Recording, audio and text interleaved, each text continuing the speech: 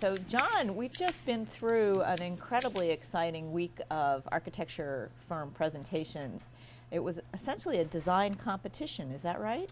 Yeah, this is something that we've done. This is our second time. It's a chance really to get people that will be using the buildings and other groups involved in seeing and learning about really what can be possible. So we just sat through several hours from each firm presenting their design ideas. It was really exciting to see so many different approaches to the needs that we had articulated. It was great when we have multiple firms that we invited, that we only invited firms that we had high regard for, either firms we've worked with before, been successful, or firms that we know that have been successful in other places, and we wanted to get their ideas.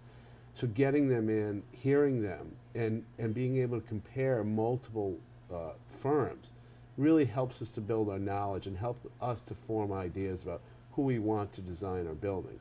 We don't see the final products, but what we see is really kind of, do they get us? Do they understand what we're trying to get, what we're trying to build, and the program, the curriculum we're trying to support? And then it also helps us to hear about ideas that we may never have thought possible, or we had never experienced ourselves. So competitions are increasingly used in business to elicit the best possible input for a new product or all kinds of things. So, and the firms really seem to be energized by the notion that this was a competition. Where did you come up with that format? What we decided to do was to shrink it down to pick a manageable number of firms and get them to compete, and firms that we know do a good job because of either projects they've done here or projects they've done some other place. And so that helps us then to focus and give more attention rather than going through a whole list of firms that may or may not be worthwhile considering. Then it was Father Shanley's idea when we went through this process for the Wayne Center, is to say, let's do a public session so everybody can see. And then from that, with the technology, say, okay, let's put it up on the web so other people, and let's get feedback from other people. But the biggest challenge for the architectural firms is we limited their presentation to 12 slides.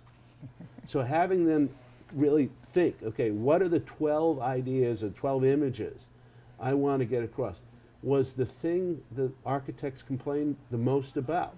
And the reason we did that was we didn't want it to go too long and to become too confusing and too muddled, saying, okay, narrow it down, boil it down.